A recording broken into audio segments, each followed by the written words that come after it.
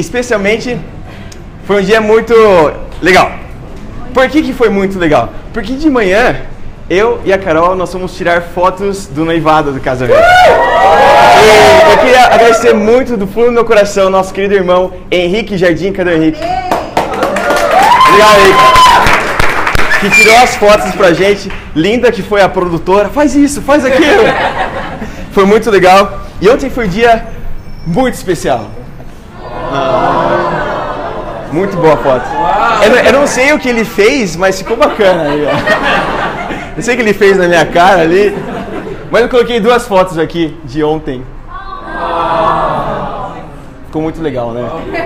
E foi um dia muito especial ontem. E logo antes, a gente foi de manhãzinha.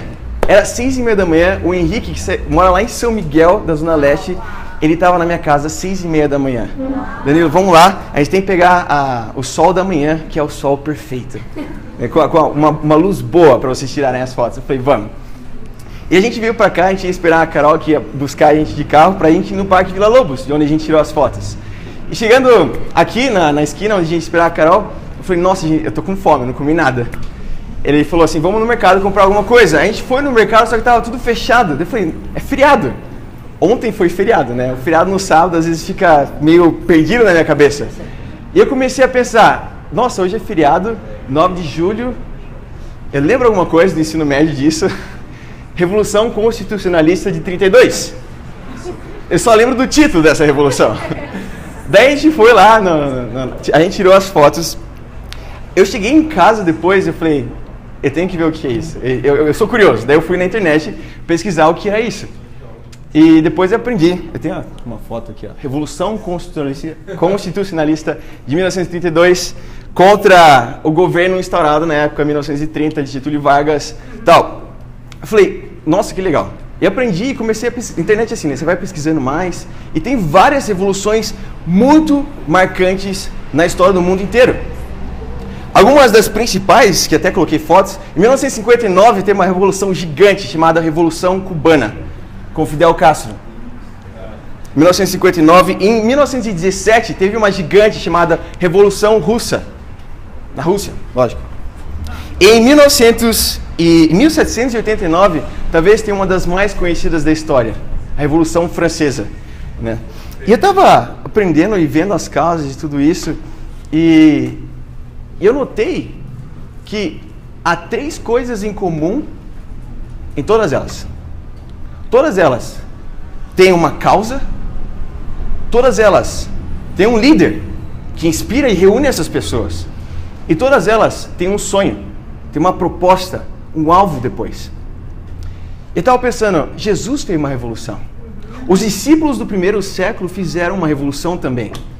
Para nós temos que fazer uma revolução nos nossos dias também, para Deus. Eu queria falar desses 3 pontos com a gente hoje. Nós precisamos de uma causa, nós temos um líder e nós temos um sonho. Nosso primeiro ponto da aulinha que chama revolução é uma causa. Vamos lá comigo em Romanos capítulo 2.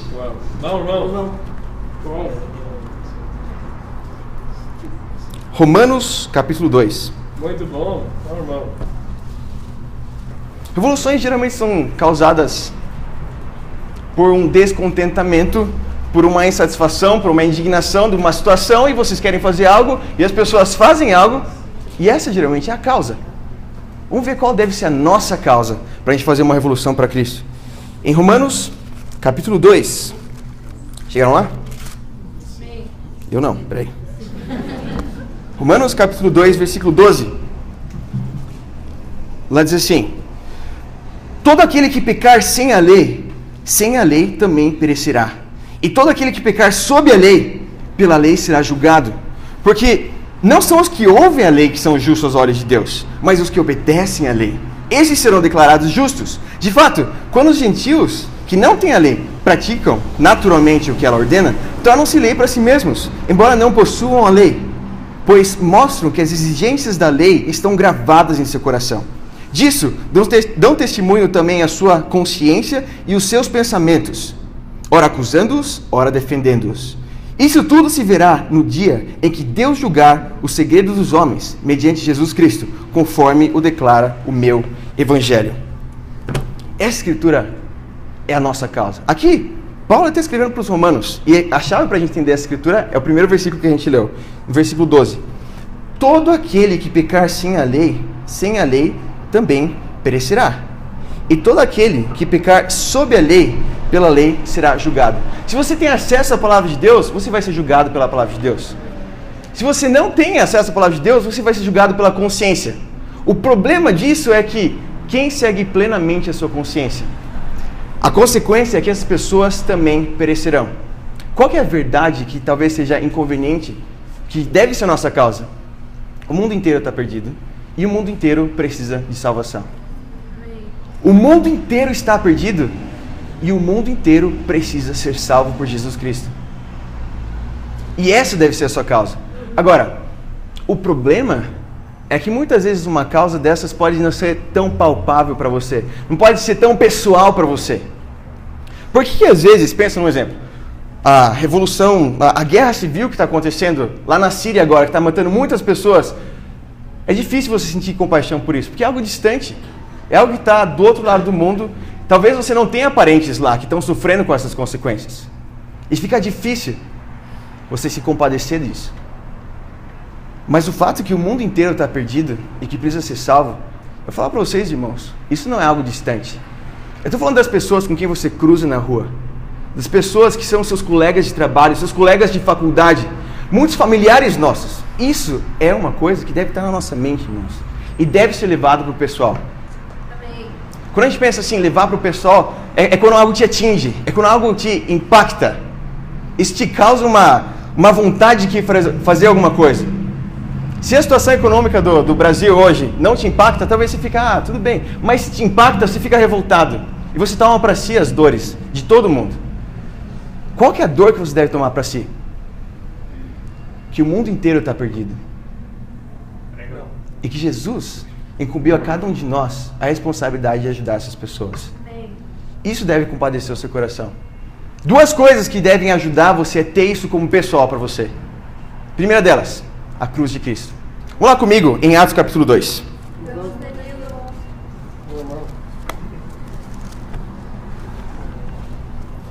Muito bom, irmão. Atos capítulo 2.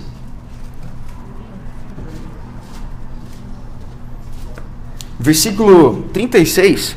O contexto dessa escritura aqui é que Pedro está pregando para várias pessoas em Jerusalém. Ele não está falando assim vago, Jesus morreu por todo mundo e Jesus quer salvar todo mundo. Sim, mas ele torna essa mensagem bem pessoal para essas pessoas. No versículo 36 diz assim: portanto, que todo Israel fique certo disso, esse Jesus a quem vocês crucificaram, Deus o fez Senhor e Cristo. Quando ouviram isso, ficaram aflitos em seu coração e perguntaram a Pedro e aos outros apóstolos: irmãos, que faremos? Se você fica aflito em alguma situação, é porque você entendeu para você essa mensagem. Pedro pregou para eles: vocês mataram Jesus Cristo. Agora, não foram eles que foram lá e pegaram Jesus na cruz? O que significa? Que os pecados dessas pessoas mataram Jesus Cristo. Para você, os seus pecados mataram Jesus Cristo. E a mensagem da cruz deve te compadecer, deve te impulsionar, deve te impelir a fazer alguma coisa sobre isso. Viver com gratidão para Cristo. E Pedro continua, versículo 38. Pedro respondeu: arrependam-se e cada um de vocês seja batizado em nome de Jesus Cristo para perdão dos seus pecados e receberão o dom do Espírito Santo. Pois a promessa é para vocês, para os seus filhos e para todos que estão longe, para todos quanto o Senhor, o nosso Deus, chamar. Com muitas outras palavras, os advertia e insistia com eles: salve-se da geração corrompida. Os que aceitaram a mensagem foram batizados. E naquele dia houve um acréscimo de cerca de 3.000 pessoas. Amém. Pedro também levou para o pessoal essa mensagem e implorava com eles: salve-se dessa geração corrompida. Primeiro motivo que deve te impulsionar a levar isso para o pessoal é que Jesus levou isso para o pessoal para você. Amém. Jesus vestiu essa camisa por você. E ele não tinha que fazer isso, mas ele optou por fazer isso por amor a cada um de nós. O segundo motivo, em uma proporção menor, porque discípulos fizeram isso com você. Discípulos sacrificaram, discípulos compartilharam a fé com você. E se você está aqui hoje, é porque alguém te amou. Se você está aqui essa manhã, é porque alguém teve compaixão da situação que você estava antes. Estudaram a Bíblia com você, e te ajudaram a ser um discípulo totalmente comprometido para Deus. Amém. Irmãos, essa é uma causa que deve ser grande no coração de cada um de nós. Deve ser relevante no cada um de nós. A gente vê que, sim, são pessoas do mundo, mas são pessoas do nosso trabalho, são pessoas do nosso colégio, pessoas que você ama e que Satanás tem iludido a todo momento. Isso deve te mover, isso deve ser a causa, isso deve te motivar a fazer alguma coisa por Deus. Amém. Toda revolução tem uma causa, essa deve ser a nossa causa. Amém. Uma coisa que me alegra bastante é que tem uma pessoa aqui essa manhã que entendeu essa causa para a vida dele. O nome dele é Mateus, ele está lá no fundo, amém? Amém. E hoje ele vai ser batizado em Cristo Jesus, amém? Eu tive a oportunidade de estar em alguns estudos com ele. E eu tenho visto o coração dele avançando e mudando para Deus. E antes de ontem, na sexta-feira à noite, a gente fez o último estudo com ele, dos princípios básicos. Mateus, agora é o começo de uma vida, não é nada que acabou. Começo de algo muito melhor para você. Mas a gente fez esse estudo com ele, e ele falou, eu entendo que a minha motivação principal é gratidão, mas eu sinto uma vontade de fazer algo para Deus. Por causa dessa gratidão, eu quero ajudar muitas pessoas, porque não é justo, não é certo que Satanás tenha enganado tantas pessoas no mundo. São pessoas que eu amo, são pessoas que eu quero ajudar a estar mais próximo de Deus. Uau. Isso motiva ele, isso deve motivar cada um de nós Amém. a fazer uma evolução para Cristo, amém? Amém. E esse é o nosso primeiro ponto. Nosso segundo ponto, toda evolução tem um líder. Amém. Vamos lá comigo em Marcos capítulo 1. Revoluções geralmente tem um líder que serve para juntar as pessoas, para direcionar essas pessoas, para inspirar essas pessoas, para unir o grupo para fazerem alguma coisa. Vamos lá em Marcos capítulo 1.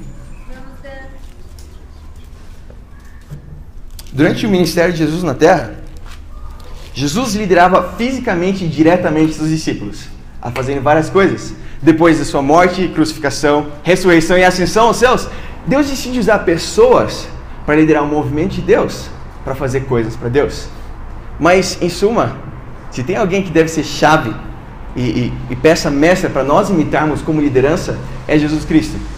Jesus foi o principal líder de todos. E como seguidores de Cristo, nós temos que imitar a liderança de Cristo. Ajudar as pessoas à sua volta a seguirem a Jesus também. Amém. Eu gosto muito da escritura aqui em Marcos capítulo 1, versículo 21. Eu vou ler pra gente. Fala assim: eles foram para Cafarnaum e logo que chegou o sábado, então era um sábado, isso vai acontecer. Logo que chegou o sábado, Jesus entrou na sinagoga e começou a ensinar. Todos ficaram maravilhados com o seu ensino, porque ele ensinava como alguém que tinha autoridade, e não como os mestres da lei. Justo naquele momento, na sinagoga, o homem possesso de um espírito imundo gritou: o que queres conosco, Jesus de Nazaré? Vieste para nos destruir? Sei quem tu és, o Santo de Deus. Cale-se e saia dele, repreendeu Jesus. O espírito imundo sacudiu o homem violentamente e saiu dele gritando. Todos ficaram tão admirados que perguntavam uns aos outros: o que é isso? Um novo ensino? E com autoridade. Até os espíritos imundos ele dá ordens. E eles lhe obedecem. As notícias a seu respeito se espalharam rapidamente por toda a região da Galileia. Esse era o estilo de vida de Jesus. Chegou o sábado, ele falou assim: sábado, né? Vou descansar um pouquinho. Não, ele foi na sinagoga pregar a palavra de Deus. E as coisas começam a acontecer ali. Tinha um espírito imundo, imagine o esforço que demanda isso. Jesus está discutindo com esse espírito e expulsa esse espírito desse cara. Tem um aplicativo que eu baixei recentemente que é a Bíblia em áudio. E essa passagem aqui é muito legal porque não é só o áudio alguém lendo, é dramatizada. Então tem vozes diferentes e aparece a voz do espírito assim falando e os gritos depois. Toda vez que eu vejo essa escritura, eu lembro dessa cena. E é em português de Portugal, para ficar mais interessante ainda. Mas enfim, Jesus está numa situação bem tensa aqui. Vamos ver o que acontece logo depois desse sábado. Acho que ele descansa um pouquinho. Versículo 29 fala assim: logo que saíram da sinagoga, foram com Tiago e João à casa de Simão e André. A sogra de Simão estava de cama, com febre, e falaram a respeito dela a Jesus. Então ele se aproximou dela, tomou-a pela mão e ajudou a levantar-se. A febre a deixou e ela começou a servi-los. Então Jesus sai da sinagoga, ele vai até a casa de Simão E ele ouve que a sogra dele estava doente. Ele vai lá e cura a sogra de Simão. Versículo 32. Ao anoitecer, depois do pôr do sol, o povo levou a Jesus todos os doentes e os demoniados. Toda a cidade se reuniu à porta da casa e Jesus curou muitos que sofriam de várias doenças.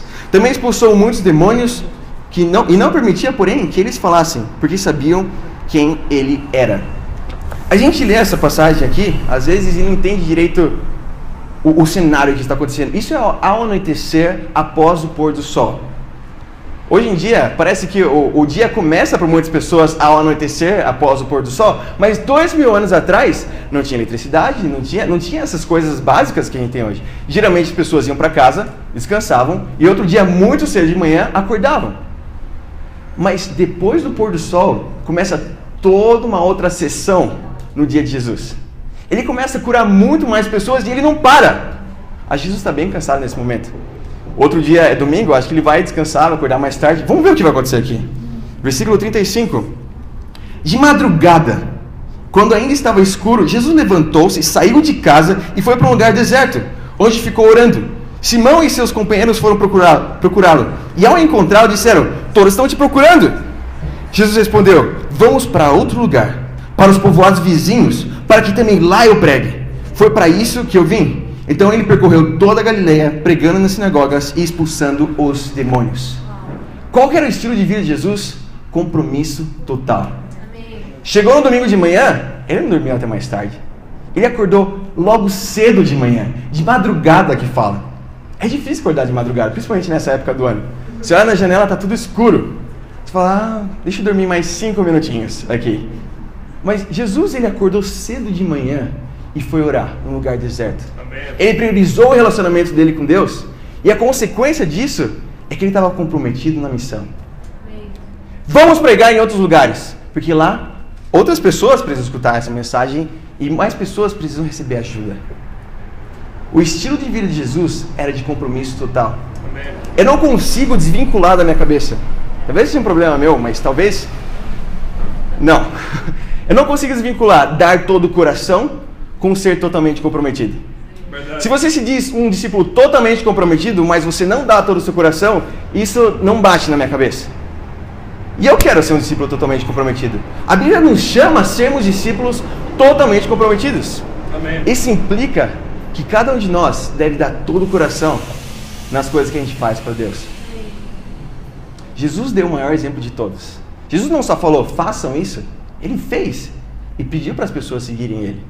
Como discípulos, nós temos que imitar o nosso líder supremo, que é Jesus Cristo. Amém.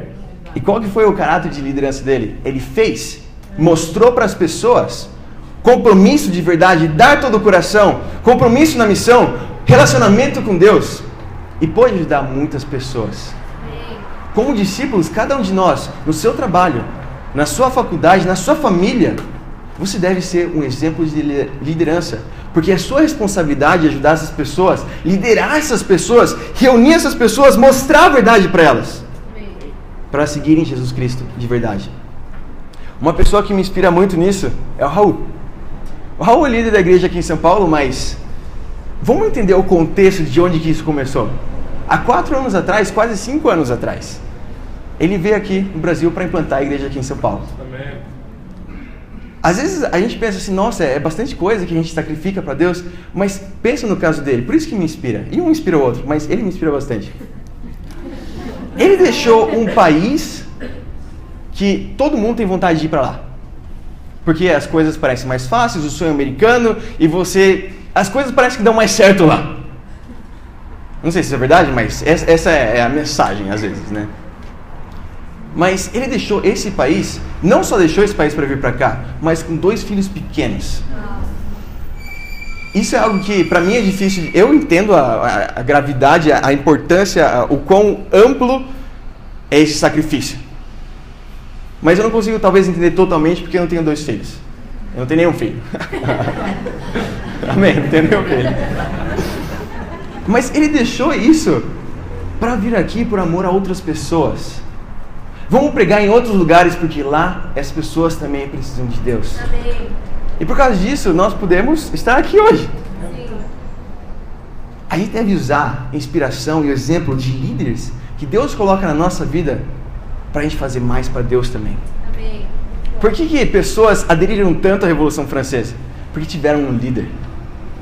Por que pessoas aderiram tanto à Revolução Russa? Porque tinha um ideal, tinha um líder ali atrás. Sim. Nós temos um líder supremo que ensinou pra gente o que nós temos que fazer, e cada um de nós deve imitar isso também. Amém? Amém. E uma terceira coisa, o nosso terceiro e último ponto, que toda revolução tem, é um sonho. Muitos movimentos, muitas manifestações, às vezes não passam de revoltas ou greves, não passam desse nível por só estar na insatisfação, por não haver uma proposta, por não haver um sonho, por não haver um alvo. Isso impede que a coisa vá para frente, que não tem uma meta. Um avião. Se você vai viajar de avião, se você trabalha numa empresa de avião, aliás, não dá para um avião sair de São Paulo e ir para um outro lugar do mundo sem saber para onde ele está indo. A quantidade de combustível que tem ali dentro depende do alvo dele. A quantidade de passageiros que está ali dentro depende do alvo dele. O preço das tarifas depende do destino dele. Várias coisas dependem de ter um alvo estabelecido. Amém. Como discípulos e como a revolução que nós queremos fazer para Cristo, ele deixou muito claro o alvo que a gente tem que ter na nossa vida. Vamos lá comigo, Mateus capítulo 28. Vamos lá, vamos lá. Estão comigo, irmãos? Amém. Muito bom. Claro. Ele deixa um sonho bem estabelecido aqui, um sonho comissionário, digamos assim. Amém, vamos lá. Mateus capítulo 28, versículo 18, diz assim: Então, Jesus aproximou-se deles e disse: Foi-me dada toda a autoridade nos céus e na terra. Portanto, vão e façam discípulos de todas as nações, batizando-os em nome do Pai, e do Filho, e do Espírito Santo, ensinando-os a obedecer a tudo que eu lhes ordenei, e eu estarei sempre com vocês até o fim dos tempos. Amém. Essa foi a grande comissão de Jesus para os seus discípulos, não a grande sugestão. Foi um mandamento, foi algo comissionado para cada um desses caras. Essas são as últimas palavras de Jesus aqui na terra. Ele não fala nada de novo, digamos assim. Ele já tinha dito antes isso para eles, mas ele reforça. Pessoal, prestem atenção, foi me dada toda a autoridade nos céus e na terra. Escutem-me. Vão e façam discípulos de todas as nações. Batizem esses caras em nome do Pai, do Filho e do Espírito Santo. Ensinem eles a obedecer tudo que eu ordenei para vocês. E eu vou estar para sempre com vocês. Essa foi a missão, esse foi o sonho dado por Jesus a cada um dos discípulos. E esse deve ser o nosso sonho também. Amém. Esse tem que ser o nosso sonho também. Quando eu penso em sonho, eu penso em um sonho para o reino que eu tive em 2012. Em 2012 eu fui batizado, amém? Amém. Em 4 de março de 2012 eu fui batizado e foi um longo processo, estudaram a Bíblia comigo, tiveram paciência comigo, mas amém, deu tudo certo. Legal. E semana que vem eu vou fazer 1.600 dias como discípulo, amém? E sim, eu vejo essas coisas. E o Lucas vai fazer 900 daqui a um tempo também. Mas amém. E depois que fui batizado, eu fiquei muito feliz de estar no reino de Deus. E eu comecei a ter sonhos para o reino. Um primeiro sonho que eu tive foi ser um líder de bate-papo. O que significa isso? Eu queria saber fazer todos os estudos bíblicos com as pessoas. Amém. Eu queria saber fazer todos os estudos bíblicos com os meus amigos. Eu queria ajudar essas pessoas. Amém. E eu tive um plano para isso. Eu falei, eu vou grudar nesse cara que estudou Bíblia comigo. Malcolm Abbott, o nome dele. Ele está lá na igreja da Colômbia agora. E eu sou muito grato à vida dele porque ele estava na USP e quando dava um intervalo de aula, tinha 15 minutos, eu estava com ele. Eu ia lá, eu conversava com ele alguma coisa. E nos estudos bíblicos que ele tinha, eu queria estar nos estudos bíblicos dele. Amém. E uma coisa que eu fazia, uma coisa que eu faço, às vezes também, eu tenho mania de gravar coisas quando eu quero prestar atenção e lembrar disso depois. Se eu estou numa aula e eu quero prestar atenção no professor, eu não consigo prestar atenção e anotar, eu tenho esse problema, sabe? Talvez eu consiga, mas não da forma que eu gostaria de lembrar depois. E nos estudos bíblicos que o Malcolm estava fazendo, eu gravava, por quê? Porque depois chegava em casa, eu anotava todas as palavras que ele dizia. Uau. Eu anotava todos os exemplos, todas as analogias. Eu queria lembrar daquilo, porque eu queria ser eficiente e ajudar os meus amigos também. Amém. Eu lembro que o meu primeiro estudo que eu anotei, estudo de discipulado, deu 7 páginas, porque eu literalmente escrevi tudo. Daí eu fui aprendendo a pegar mais os pontos essenciais, digamos assim. Mas esse fato de gravar me ajudou muito, porque eu pude ter um plano para chegar no sonho que eu tinha, ajudar os meus amigos. E esse fato de gravar os estudos também me ajudou bastante quando eu estava estudando a Bíblia. Porque quando eu estava estudando a Bíblia, o Tyler Sears, que também não está mais aqui, mas está lá na igreja de Dallas, ele fazia estudos comigo e eu pegava o meu celular, ele não sabia disso, eu deixava na mesa, gravando. Porque eu queria lembrar daquilo depois. E eu estudei a Bíblia até dezembro e depois tive bastante perseguição. Hoje meus pais eles estão mais ok com tudo isso, eles entendem muito mais, mas naquela época foi muito difícil. E meu pai não queria que eu falasse sobre esse tema perto dele, que eu ouvisse, que eu me comunicasse de alguma forma com outros discípulos. E porque eu tinha gravado todos os estudos enquanto estava nas férias com ele, estava na praia uma vez com meu pai, escutando assim.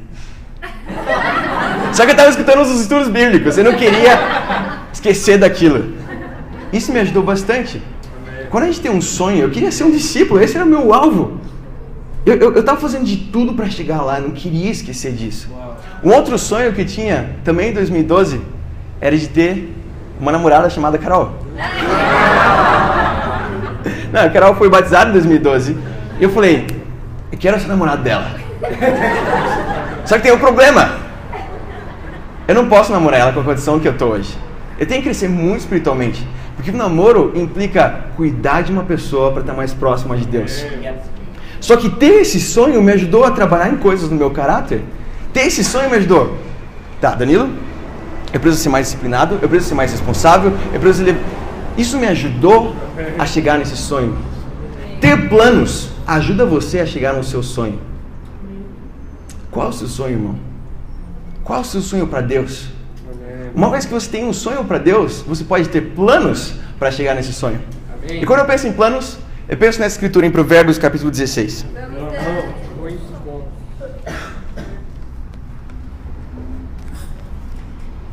Provérbios capítulo 16, versículo 3. Fala assim: consagre ao Senhor tudo o que você faz. Não uma coisinha, não outra. Consagre ao Senhor tudo o que você faz, e os seus planos serão bem-sucedidos. Se você consagra a Deus, se você dedica a Deus tudo o que você faz, vai dar certo, irmão. Os seus planos vão dar certo. Amém. Agora, para isso, para os seus planos dar certo, eu vou falar uma coisa para você. Você precisa ter planos. Amém. Amém. Para os seus planos darem certo, você precisa ter planos. E para você ter planos, você precisa de um sonho. Não dá para você separar essas coisas. Qual é o seu sonho para Deus, irmão? Qual é o seu sonho para Deus, irmã? Se você ainda não tem um sonho para Deus, talvez isso te impeça, te dificulte para estar crescendo espiritualmente. Se você não tem um sonho, algo que você quer fazer para Deus, talvez isso te torne mais difícil para você ter um alvo e trabalhar e fazer coisas para chegar lá. Eu tenho um sonho hoje, no reino de Deus. Eu quero ser um evangelista no reino de Deus. Para isso, eu tenho trabalhado e batalhado para isso. E o meu sonho, ele é casado com outro sonho, que é casar com a Carol, amém? Tem que falar disso, né? Mas esse é meu sonho, e para isso, eu faço coisas para chegar lá. Para isso eu trabalho no meu caráter, para isso eu quero ser melhor para Deus, para chegar nesse sonho para Deus.